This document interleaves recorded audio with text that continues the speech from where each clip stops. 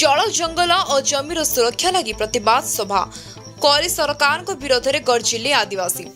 घंच जंगल जंगल जात द्रव्य संग्रह सह चाषबास करी आमे खुशी रे अछु। एबे सरकार आम इलाका रे गोटी पर गोटी कंपनी खोली जंगल नष्ट करने को जाउछंती, जहां आमे हेबाकू देबो नाही। ए जंगल आमर, ए जल आमर, आउ ए भूमि मध्य आमर। किछि एभली नारा देउथिले मालकानगिरी जिला पड़िया ब्लॉक आदिवासी अध्युषित उस्कालबाग अंचल एक घरे कंपनी स्थापना को विरोध करी नीलीगुड़ा ग्राम में अनुष्ठित बैठक रे आदिवासी अध्युषित एही इलाकार एक घरे कंपनी स्थापना ने सूचना पाई एहाको विरोध करी सरकार को विरोध रे गर्जन भरा स्वर रे गर्जिछंती प्राय 300 ऊर्ध्व आदिवासी। पीढ़ी पर पीढ़ी धरी स्थानीय जंगल उपर निर्भर करी जीवन यापन करुथबा एही आदिवासी समूह एही बैठक माध्यम रे निजर प्रतिवाद जणाइबा सह आसंता काली एने एक दाबीपत्र प्रदान करिबारे करा जिबार अछि बोली जणा पड़िछि। एथिसह सरकार ए दिगरे दृष्टि न देले आगामी दिन रे एक बड़ धरणर आंदोलन हेबो बोली चेताई दैछन्ती स्थानीय आदिवासी नेतृवृंद। मो ना होछि आकाश कुमार कोडी।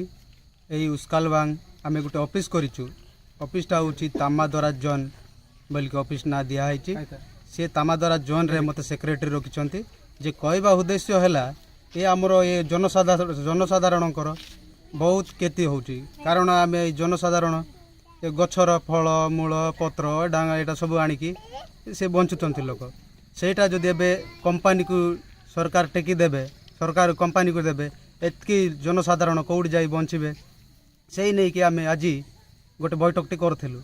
एवं से बैठक रे गोटे दाबीपत्र आम लिखिचु जे ए स्थानीय आम तहसीलदार किंबा बीडीओ सार जरिया गोटे दाबीपत्र देबू जेंती कि माननीय मुख्यमंत्री के पाखे से जाई पहुँची पार। तापर जदि पहुँची पार तापर जदि ये सबू नोटिसटा शुणिकी देखिकी जदि सरकार किसी निष्पत्ति नौना किसी एक्शन नौना हेले आगामी दिन में यही आम आदिवासी संघटा राजरास्ता ओह्लैबी बोली कहूँ। कारण जदि से ओह्लैबू से जगार जदि कौन असुविधा सुविधा हेले नेता किंबा मंत्री किंबा ये आम सरकार ही दायी रही बोली हम कहूँ। गाँ उस्कालबांग जेहेतु आमर आज तामादरा जोन तरफ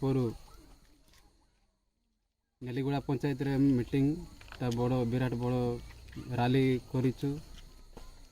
कोटा माने जे कारण जमी जंगल नाल पर्वत यही बाबद जेहेतु अदानी और डालमिया कंपनी जो इन्फेक्ट एरिया मटेर पंचायत नुह मोटापागा पंचायत कोता मटेरू और नेलीगुड़ा पंचायत गरमपाली नंदीवाड़ा उस्कालबांग पुराना नेलीगुड़ा युड़िक गाँटा इन्फेक्ट एरिया से लोक गरीब लोक मैंने ये जंगल रे ये गाँव रे बसवास करुवा लोक यदि कंपनी एले ए लोक मैंने कोटी जाइकिना बंचबे।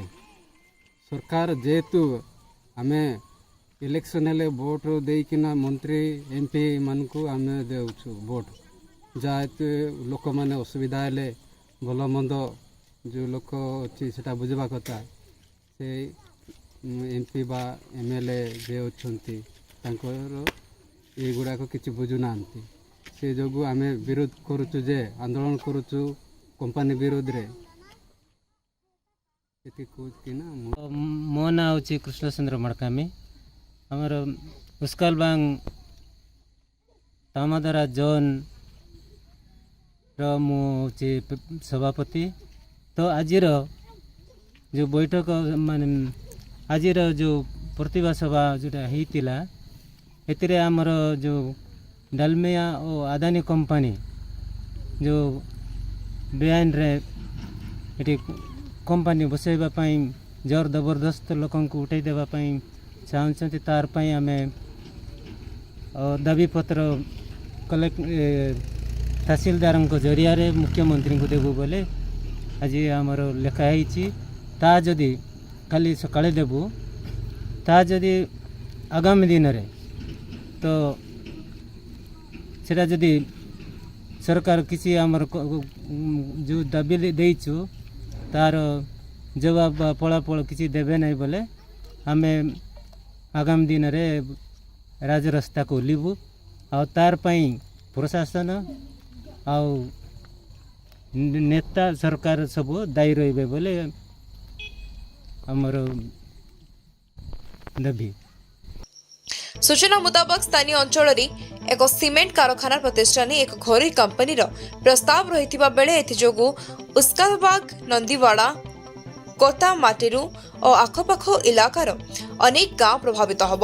एथिपई आज मालकानगिरी जिला आदिवासी संघर सहयोग उस्कालबाग तामादोरा जोन पक्षर प्रतिवाद सभा आयोजन करा जायछि। बारंबार सरकार दृष्टि आकर्षण करने सत्वे सरकार जदि ए दिगरे दृष्टि न दियंती तेबे आगामी दिन में हजार हजार आदिवासी राजरास्ता को ओह्लाइबे बोली तामादोरा जोन संपादक आकाश कुमार कोड़ी कहिसंती। एही बैठक में जिला आदिवासी संघर सभापति कृष्णचंद्र माड़कामी, नीलीगुड़ा सरपंच देवेमाड़ी, कालीमेला ब्लॉक उपाध्यक्ष लाकमा माड़ी, मालामाड़ी, कमल साई माझी, मुनि माड़कामी, बंधु मुदुली, आयता कावाशी समेत जिलार विभिन्न अंचलर आदिवासी नेतृवृंद प्रमुख उपस्थित रहिथिले। पड़ियारू गोविंद सरदार को रिपोर्ट स्वस्तिक टीवी।